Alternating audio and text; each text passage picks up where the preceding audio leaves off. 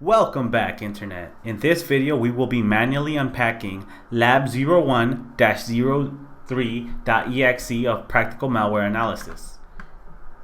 As you can see, it's packed using FSG. So we're going to load it up in ollydbg. Alright, so we're going to go ahead and just step over, step over, step over, step over. And we see a call here. So we're going to step into it and see if it can reveal anything about it. So we see another call to ESP, which is the top of the stack, which is the return. Should be so we got called into this function, and when we got called, the instruction after the call is placed on top of the stack. So we're calling that, which is interesting. So we should return here. So I'm going to go ahead and press F, step into it, and just as we predicted. So I'm stepping over, and there's a loop here. So I'm going to go ahead and place a breakpoint after that loop. I'm going to press F9 so it runs until that point. I'm going to remove the breakpoint and continue stepping over. See a call to the top of the stack again. So it's probably going to go back up here again, stepping into it, and just as I predicted. So I'm stepping over again. I'm going to step over. Step over, step over, step over, step over. I'm gonna keep stepping. And again, there's a loop here. I'm gonna set a breakpoint after it. And I pressed F9. I'm stepping over. And there's a jump back up. I'm gonna go ahead and place a breakpoint after. And I'm gonna hit F9. And we see our previous breakpoint was triggered. So I'm gonna go ahead and remove that.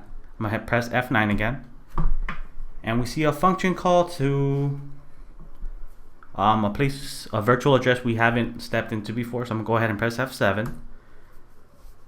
I'm going to go press F8, top of the stack +4. So it's going to take us here. So we'll go ahead and step into it, see where it takes us. And again, it's that same familiar sequence of instructions. So I'm going to go ahead and step over. I'm gonna go ahead and step over again, and we see a return instruction. Okay, we see a jump that's not taken, another call. So I'm gonna go ahead and step in. Let me go ahead and step over, step over. We see a loop there, and we're back in here again. But we see the memory address at ESI and EDI being accessed. So I'm going to go ahead and see what's loaded or what it's storing right now. So nothing in EDI, ESI. And we can see some garbage code. And by garbage, I mean it's just unreadable. It might be, I don't know, data. And we see that we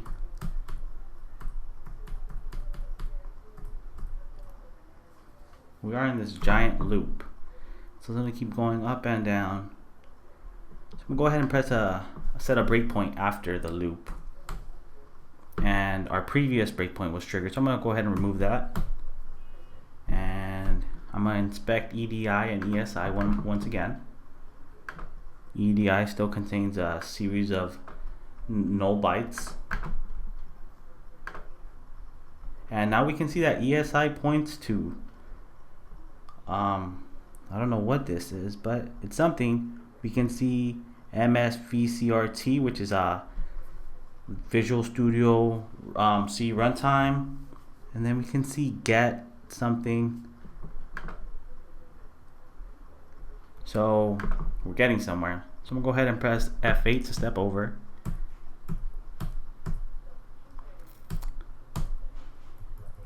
And again, we are in that loop. So I'm gonna go ahead and press F9 once again.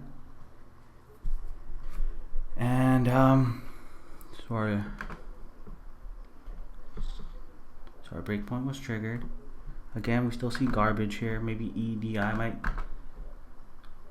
reveal more information. Unfortunately, it doesn't, so I'm going to go ahead and press F8 to step over.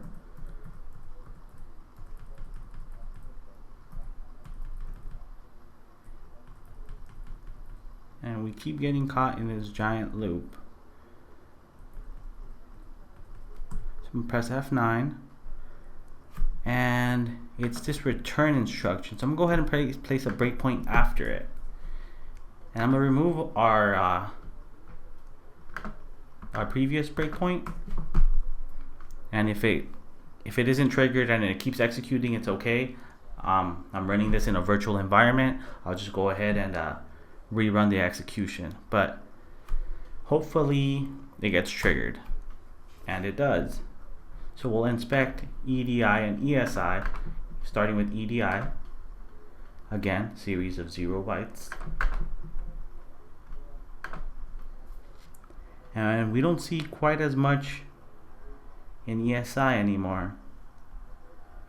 But we can still see MSVCRT, we can see get something. So I'm going to continue to step over. And we have a jump here that's not taken. Decrement EDI, another jump that's not taken. Shift left EDI. So let's maybe,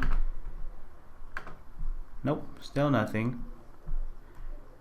And we are jumping, we're taking this jump here, and we're jumping back up. So I'm gonna go ahead and place a breakpoint on this jump. I'm gonna press F9. And again, we triggered our previous breakpoint. I'm going to remove that. I'm going to hit F9. And it says return to kernel something. So that's interesting. I'm going to continue to step over. Ooh, didn't work. We're at the start of the function again. So I'm going to go ahead and press F9. It's because this jump here is taken. So I'm going to place a breakpoint after it. I'm going to remove the jump. And I'm going to press F9. And it says pop EDI. So let's see what's stored at EDI. And now we can see some functions. We can see create instance, get main arguments, fmode, exit. So we're getting somewhere. Let's see if ESI reveals any more information. And it flipped. Before EDI was pointing to a series of null bytes, and now ESI does. So I'm going to continue to step over, and we see a call to EBX, and we can see over here that EBX contains the address to load library A, and it was passed ollydbg.dll. I'm going to go ahead and step over. That's not interesting. And down here we can see get proc address. And right here we see it scan string, what EDI is pointing to. And at the moment it's pointing at DLL, but I'm sure it was pointing at something else a little while ago.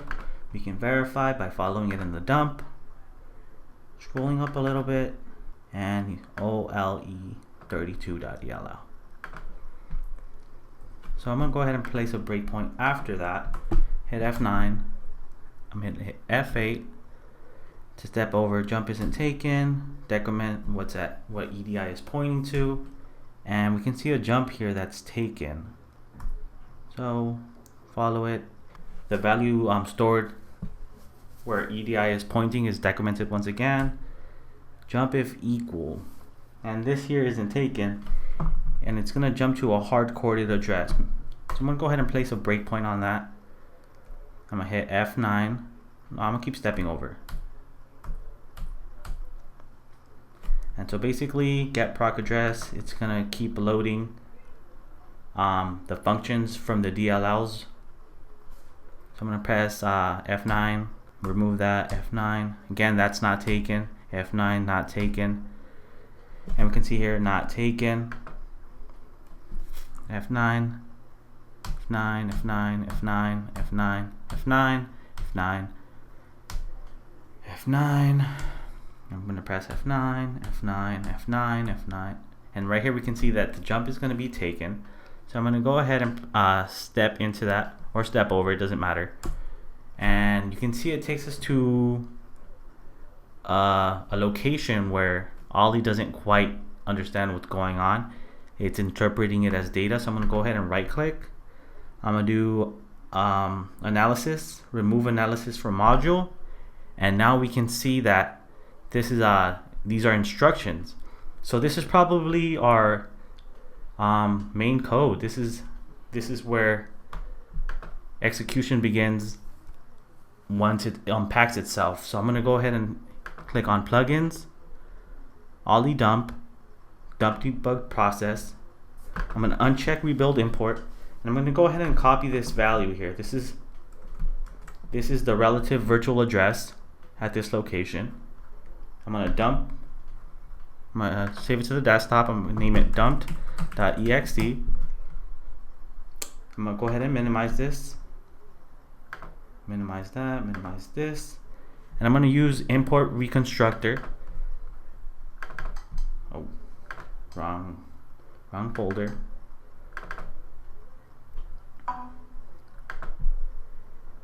And so I'm going to click right here. This is the executable we were just analyzing.